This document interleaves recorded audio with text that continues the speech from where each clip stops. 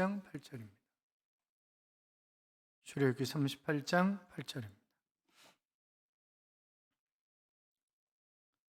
출애굽기 38장 8절 같이 읽겠습니다. 그가 노수로 물두멍을 만들고 그 받침도 노수로 하였으니 곧 회막문에서 수종드는 여인들의 거울로 만들었더라. 아멘. 오늘 오후에 그 장로님들과 교구장들께서는 주차와 이 안내를 좀 잘 해주시기를 부탁을 드리겠어요. 다른 교회에서 손님들이 오시기 때문에 좀 잘 안내를 해주셨으면 좋겠습니다. 할렐루야. 하나님의 은혜와 평강이 여러분의 심령 깊은 곳에 충만하시기를 주님의 이름으로 축원합니다. 피터 드러겨가 다음 세대 미래 사회에 관한 그런 책을 썼는데 거기서 그 나라의 인구가 1억이 안 되면 자기 언어를 상실한다 하는 그런 얘기를 했습니다. 우리나라는 2050년이 되면 인구가 약 3천만 명으로 줄어들 것이다, 그렇게 예상을 하고 있고, 가장 인구 감속 속도가 빠른 나라가 우리나라이기 때문에 세계에서 제일 먼저 없어질 나라도 대한민국이다, 그렇게 얘기를 해요. 그러니까 아직 애를 낳을 수 있는 분들은, 그리고 사랑하는 청년 여러분, 결혼해서 애를 많이 낳으세요. 그냥 없어진다니까, 나라가 그냥 없어진다고요. 우리나라도 이미 외국인 수가 5% 이상이 넘었기 때문에 바로 다문화 국가가 되었습니다. 평균 수명은 길어지기 때문에 노인 인구는 증가하고 젊은이들이 없는 역삼각형 사회가 되어가는 거죠. 우리나라는 지금 연 17만 명의 다른 나라 여인들이 시집을 옵니다. 주로 농촌 아니면 근로 노동자들에게 이제 시집을 가는 거죠. 그럼 애를 낳으면 애가 학교 가게 되면 숙제를 해야 되잖아요. 그런데 엄마가 어떻게 못 해주는 거예요. 그래가지고 아빠가 올 때를 기다려요. 그런데 아빠는 한잔하고 그리고 이래가지고 들어오니까 숙제를 해줄 수가 없는 거예요. 이 숙제가 안 되는 거예요. 그러니까 앞으로 점점 이 우리나라가 어떻게 돼갈 것인가 상당히 걱정이 돼가는 거죠. 지금 이제 선진국들이 자꾸 인구가 줄어드니까 이민 정책을 쓴다고요. 그러니까 우리나라 사람들도 이민을 많이 가요. 그런데 이민 가는 사람들이 별 볼 일 없는 사람들이 가야 되는데 똑똑한 사람들이 가는 거예요. 그게 문제인 거죠. 그게 과거에 프랑스가 똑똑한 사람들이 이민을 다 가가지고 아주 어려운 그런 시절이 있었습니다. 지금 우리도 그러는 거예요. 제가 그 전에 뉴질랜드에다가 복지센터를 세워서 우리가 젊어서 은퇴를 해버리잖아요. 지금 나이 65세 이렇게 65세도 전에 벌써 다 은퇴하니까, 그래서 뉴질랜드에다 복지센터를 세워가지고 젊은 오빠들 언니들은 그쪽에서 좀 이렇게 쉬었다가 와서 이쪽 복지센터 그렇게 하려고 그랬어요. 그래서 크라이스처치에서 한 10분만 차 타고 들어가면 5천만 원이면 약 10,000평 정도를 샀었어요, 그 당시에. 그래서 한 2억 정도를 이제 돈을 낼 사람들을 이제 자기들이 내겠다 그랬으니까, 그래서 일단 본인들이 교회 돌아가실 때는 전부 다 교회에다 헌납하는 걸로, 그렇게 하는 걸로 하고, 그래서 약 4만 평 정도를 사기로 했는데, 거기 크라이스처치의 한인교회 이동수 집사님이 그곳에 부동산을 하고 있었어요. 그래서 그 집사님이 땅을 소개하기로 했는데 연락을 끊었어요. 한인교회가 반대를 했나 봐. 그런데 그 집사님 얘기하면 한인교회 모여있는 사람들이 거의 다 스카이대학 출신이래요. 그러니까 서울대, 연대, 고대 출신이라는 거예요. 거기 출신이 아니면 끼워서 얘기를 못한다네, 이게. 그러니까 이민 간 사람들이, 좋은 대학 졸업한 사람들이 거의 이민을 간 거예요. 사랑하는 여러분, 우리가 아이들을, 특히 어머니 여러분, 아이들을 잘 교육시킬 필요가 있습니다.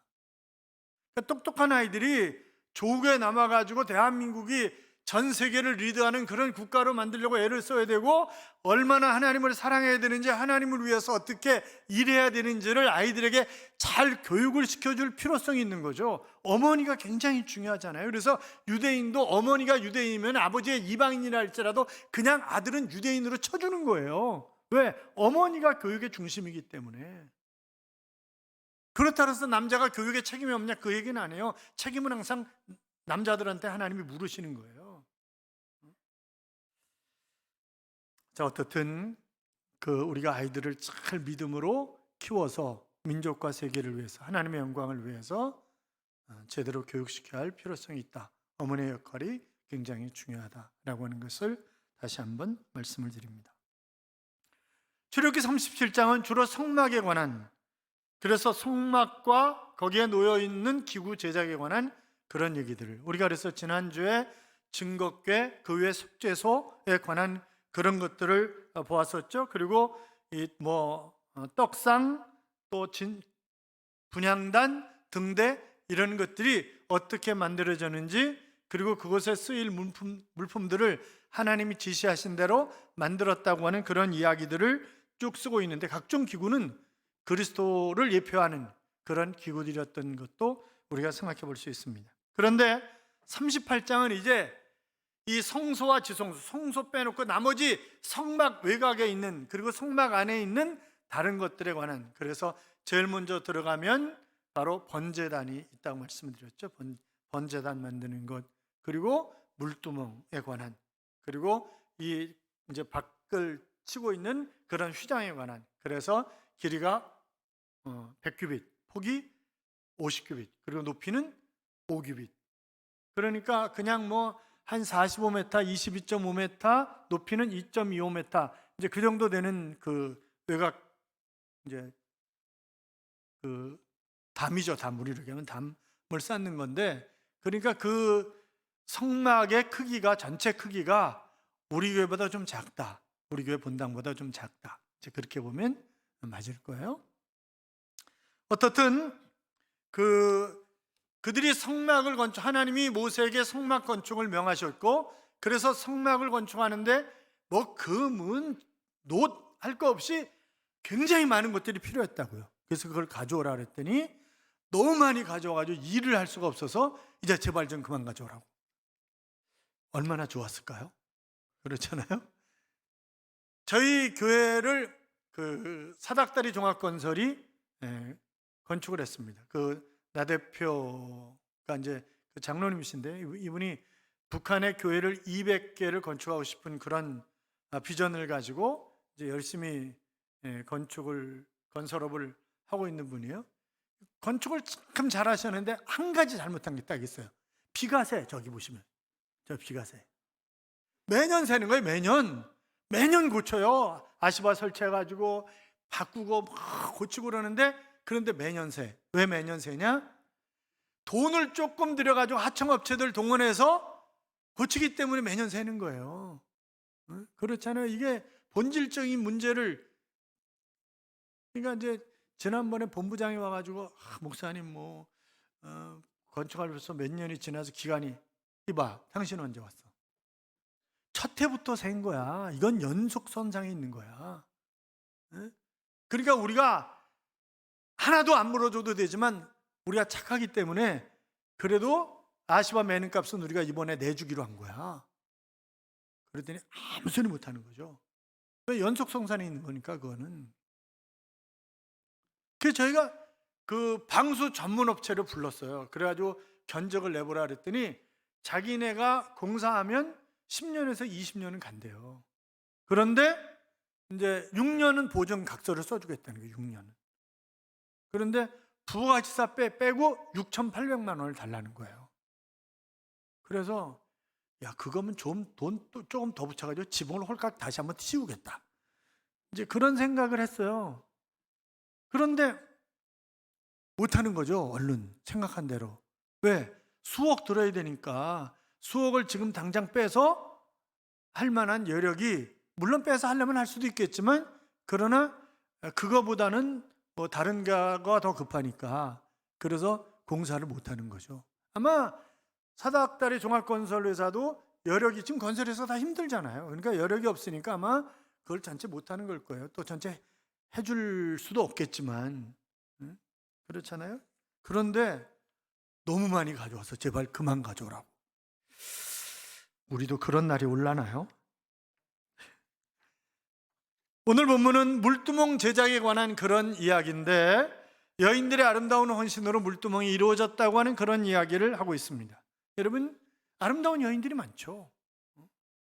한 소녀가 아버지와 함께 이스라엘 성지순례를 떠났습니다. 그런데 한 테러리스트가 쏜 총알에 아버지의 머리에 정확하게 관통을 했고, 그래서 아버지는 그 자리에서 돌아가셨습니다.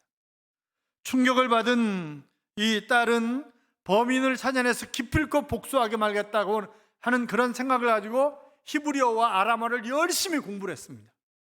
그래가지고 그 워싱턴 포스트지의 기자가 되어서 이스라엘 근무를 자청합니다. 그래가지고 법원 기록을 전부 뒤져내가지고 결국 범인을 찾아낸 거예요. 이 테러범의 이름은 오마르 하티브였습니다. 드디어 복수 기회가 온 거죠. 그래가지고 그의 집을 찾아갑니다. 뭐 하려고요? 복수하려고. 그런데 믿음이 좋은 그런 여인이었어요. 그 집 앞에 들어서는데 하나님이 이렇게 말씀을 하시는 거예요. 진정한 복수는 그들이 자신의 죄를 회개하게 만드는 거야. 물리적 복수는 동물적 본능일 뿐이야. 그런 세미한 음성이 들려오는 거예요. 그래가지고 어쩔 수 없이 그녀는 테러범과 가족들에게 자기가 어떤 마음을 가지고 이 자리에 왔는지를 이야기를 하면서 용서를 구했습니다. 그리고 범인의 가석방을 위해서 청원서를 제출하는 차원 높은 그런 사랑을 보여주었습니다. 이 여인의 이름은 로라 블루멘펠트 전 워싱턴 포스트지 기자의 이름입니다. 정말 아름다운 그런 여인이죠. 우리 교회에 여인들처럼 아름다운 여인들이 많이 있습니다만 오늘 본문의 여인들도 그렇습니다. 그런데 여자들만이 가지고 있는 그런 매력이 많다고 그러죠. 첫째는 여자들은 친구를 잘 사귀입니다. 한두 번 만나도 금세 친구가 돼요. 또 여자들은 시선이 넓습니다. 정보 수집력이 대단합니다. 다 알아 금세. 그리고 여자들의 눈은 엑스레이와 같습니다. 직관력이 탁월합니다. 여자는 마음이 움직이면 벌써 머리도 돌아갑니다. 그래서 아무도 여자를 끝까지 속이는 남편은 없습니다. 못 속여. 응? 이런 수준 높은 유머가 있죠. 경찰서에서 형사 둘이 이야기를 합니다. 한 형사가 야, 거짓말 탐지기는 정말 대단한 발명품이야. 자네도 잘 활용하고 있지? 그랬더니 다른 형사가 얘기를 합니다. 말도 하지 마. 사용하는 정도가 아니라 결혼해가지고 같이 살고 있잖아. 그렇게 얘기를 하는 거죠. 또 여성은 자신의 속마음을 쉽게 털어놓지 않습니다. 말은 많이 하는데 숨길 것은 끝까지 숨기는 거예요.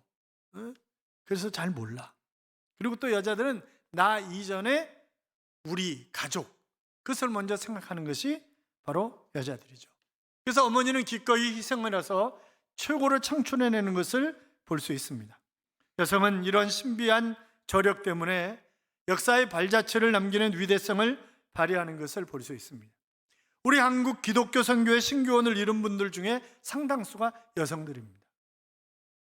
이화여자대학교와 병원을 세운 역사의 위인은 로제타 샤우드 홀과 메리 스크랜턴 선교사입니다.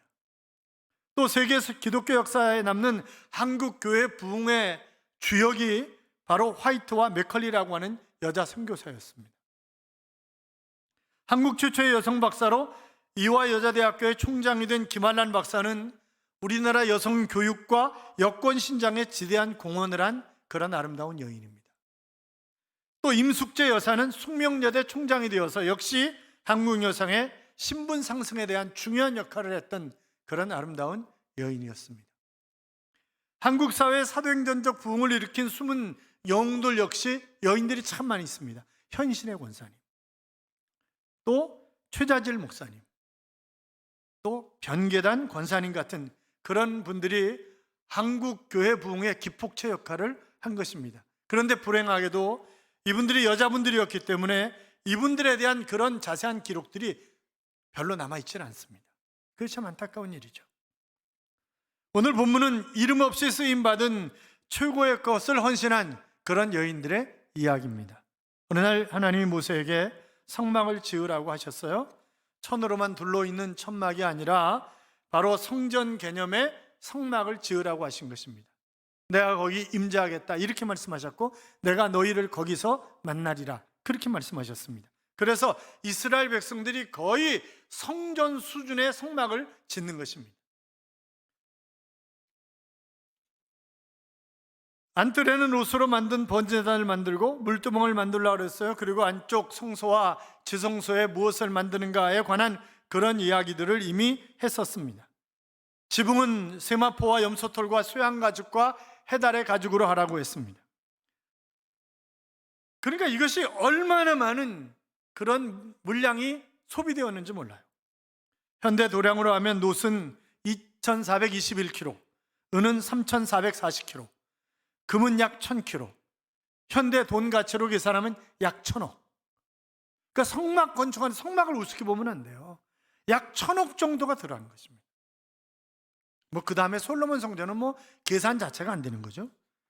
우리 교회도 땅값, 건축비, 설계비 이런 것들을 다 포함하면 약 200억 정도가 들었습니다.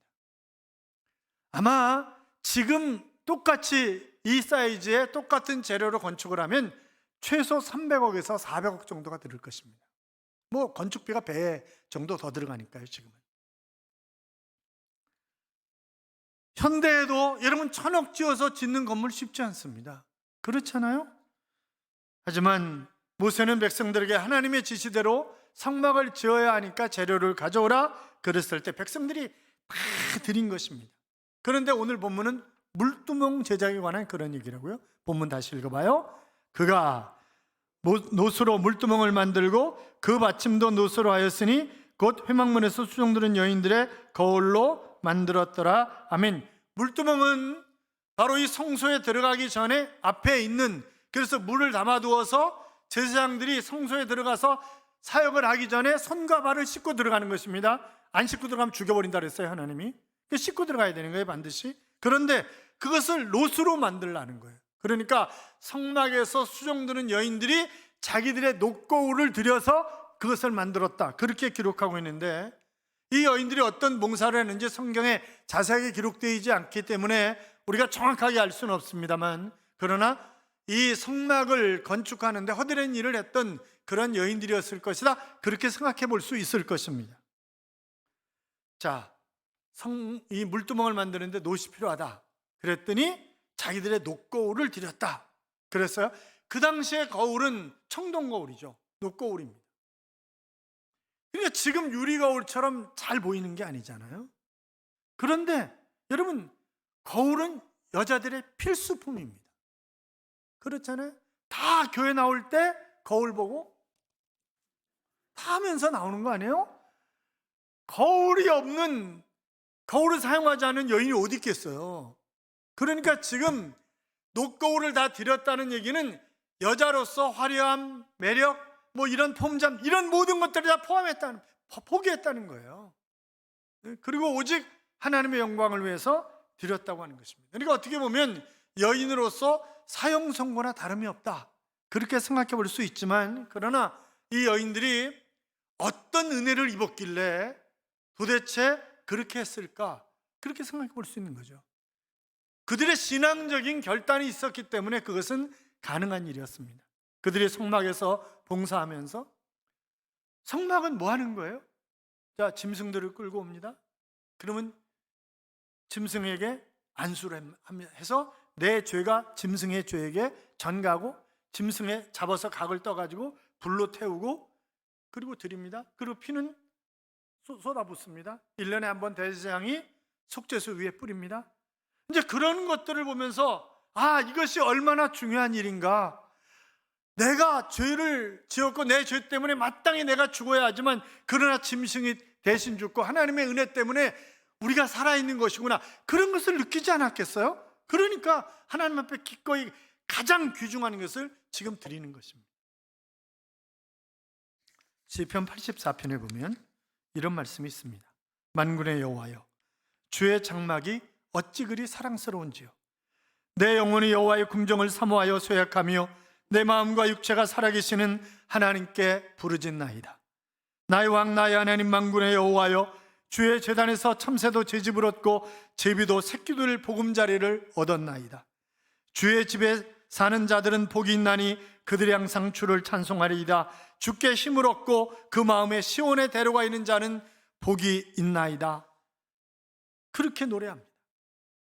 시편 84편은 누구의 노래인지 정확하게 알 수 없습니다. 그러나 레위지파의 고핫 자손의 시라고 그렇게 기록되어 있기 때문에 이 고핫 자손은 성전에서 봉사하는 그런 사람들인데, 그런데 이 시편 84편을 쓴 고핫 자손은 지금 성전에서 봉사하는 사람이 아니라 아마 멀리 떨어져 있었던 사람인 것 같아요.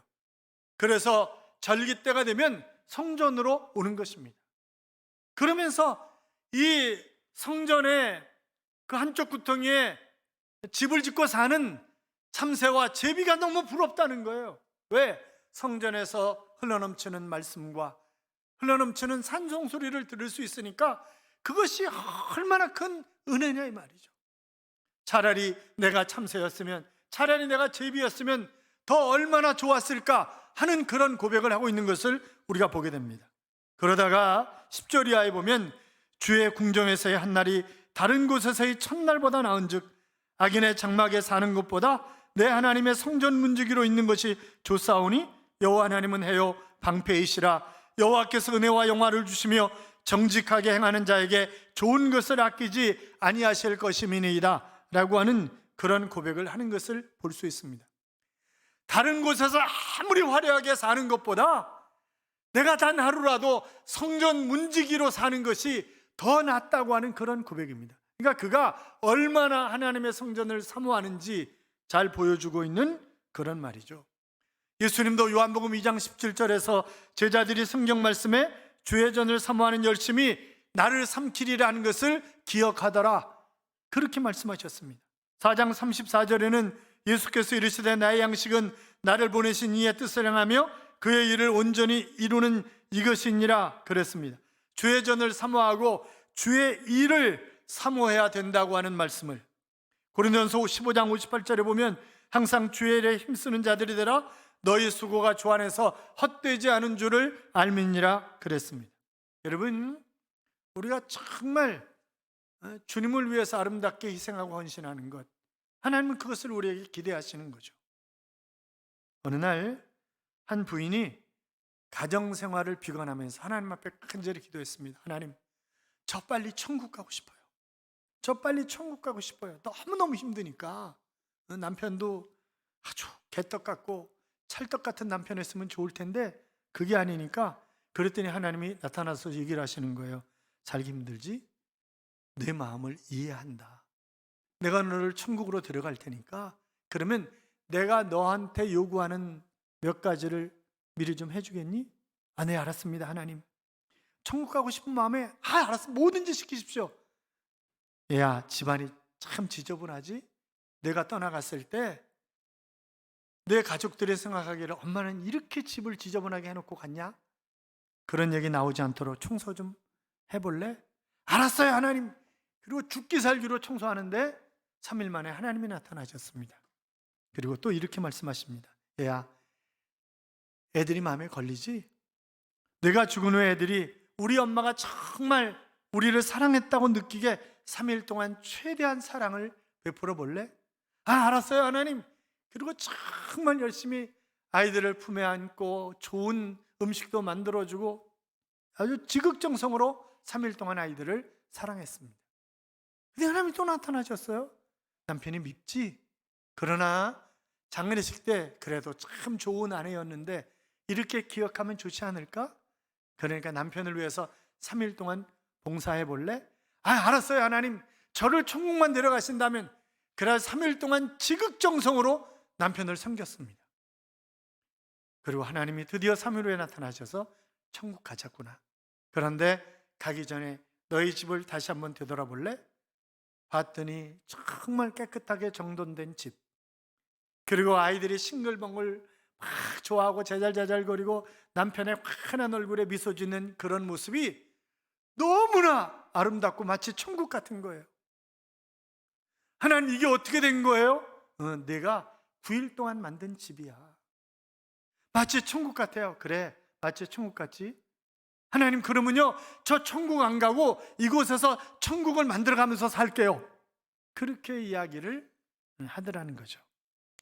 9일 동안 천국 만들기의 기적은 어디에서나 누구에게나 가능한 것입니다.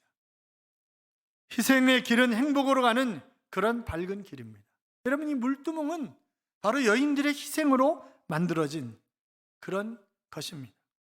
우리가 간혹 큰 능력을 가지고 시간이 많고 또 물질적인 재력도 있고 그래야 하나님의 일을 할 수 있다고 생각하지만, 그러나 그렇지 않습니다. 여러분, 사사시대의 사사들을 보세요. 다 보잘것없는 그런 사람들이었어요. 나이 많고 장애인이고 바람둥이고 겁쟁이고 다 그런 사람들이었지만, 하나님이 쓰시기로 작정을 하시니까, 하나님의 장중에 붙잡히니까 아름답게 쓰임받는 그런 모습을 우리가 볼 수 있잖아요. 여러분이 가족을 위해서 희생하는 것, 그것은 주님을 위해서 희생하는 것입니다.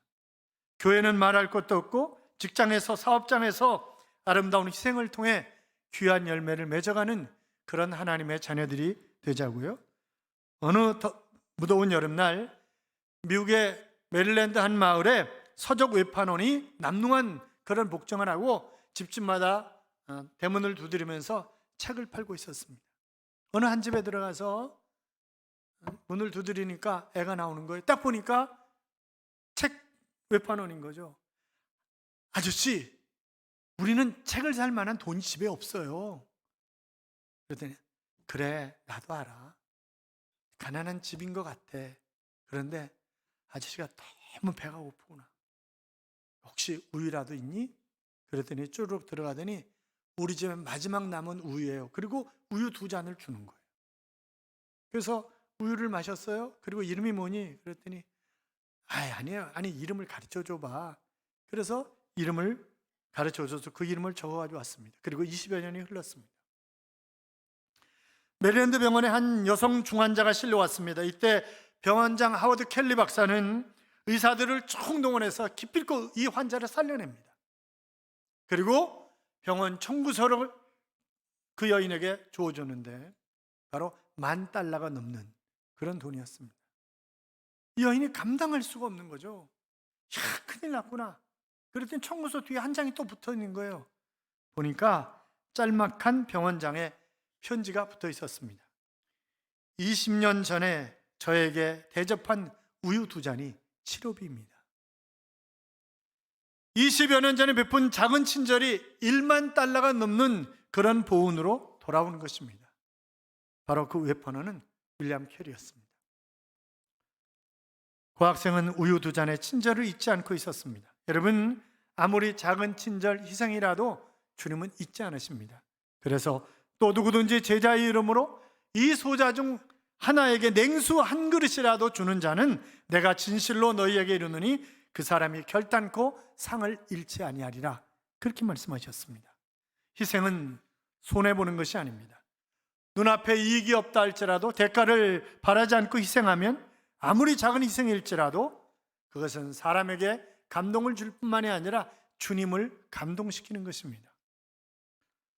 본장은 후반부에서 성막 건축에 사용된 비용을 자세하게 소개하고 있는데, 바로 남자 장정이 603,550명이라고 그랬잖아요. 그들이 한 사람 빠짐없이 다 바치는 것입니다. 어마어마한 것이 모인 것입니다. 이 엄청난 예물로 지어진 성막은 그 규모는 고대 근동의 다른 신전보다 크지는 않지만, 그러나 그 내부는 다른 것과 비교할 수 없이 어마어마한 아름답게 귀한 것으로 건축이 되었던 것입니다. 사랑하는 성도 여러분, 이제 우리에게도 이런 고백이 필요합니다. 하나님, 성막에서 수종들던 여인들처럼 신앙적인 결단이, 희생적인 헌신이 있어서 주님이 피 흘려 세우신 교회를 주님이 바라시고 꿈꾸시는 교회로 만들어 가는데 제가 쓰임받을 수 있게 해주십시오 라고 하는 그런 기도 말입니다. 하나님의 일을 돕는 것, 다는 것 자체가 감격 아니겠습니까? 자기들의 가장 소중한 것을 들여서 제사장들이 손발을 씻고 들어가서 일할 수 있도록 아름답게 섬겼던 이 여인들. 로마서 16장 3절 이하에 보시면 너희는 그리스도 예수 안에서 나의 동역자들인 브리스가와 아굴라에게 문안하라. 그들은 내 목숨을 위하여 자기들의 목까지도 내놓았나니 나뿐 아니라 이방인의 모든 교회도 그들에게 감사하느니라 그랬습니다. 여러분 생각해 보세요. 브리스길라 아굴라 부부가 바울을 위해서 자기들의 생명까지 내놓은 이유가 무엇이겠습니까? 그렇게 하는 것이 주님을 위해서 일하는 것이라고 믿었기 때문에 그렇습니다. 사랑하는 여러분, 교역자들을 위해서 기도를 많이 해주십시오. 그리고 아름답게 섬겨서 힘있게 사역할 수 있도록 여러분이 적극적으로 도와주십시오. 여러분의 아름다운 삶이, 아니 여러분이 이왕이면 정말 잘 되셔서 삶이 영적으로나 육적으로나 풍요로움으로, 그 풍요로움을 가지고 아름답게 쓰임받는 그런 삶, 그래서 풍성한 열매를 거둘 수 있는 그런 하나님의 자녀들이 되시기를 주님의 이름으로 축복합니다. 이런 찬양이 있습니다. 왕이신 나의 하나님, 내가 주를 높이고 영원히 주의 이름을 송축하리이다. 여호와는 자비로우시고 노하기를 더디하시며 가장 좋은 곳으로 내 영혼을 만족해 하사 그 지으신 모든 것에 긍휼을 베풀어 주시며 동이 서에서 먼 것 같이 내 죄악을 멀리 옮기셨도다. 왕이신 나의 하나님, 내가 주를 높이고 영원히 주의 이름을 송축하리다. 영원히 주의 이름을 송축하리다. 왕이신 나의 하나님이라고 하는 그런 찬양입니다. 그렇습니다. 하나님은 나의 왕, 나의 하나님이십니다. 그분은 나에게 끊임없이 은혜를 베푸시는 것입니다. 그리고 우리가 그 은혜에 감격하면서 신앙적인 결단과 희생적인 그런 헌신을 통해서 하나님의 영광을 받으시고 더 많은 것을 우리에게 채워주시기를 원하시는 그런 하나님이십니다. 물두멍을 만드는데 아름답게 쓰임받았던 여인들처럼 여러분의 삶이 아름다운 그런 삶이 될 수 있기를 주님의 이름으로 축원합니다.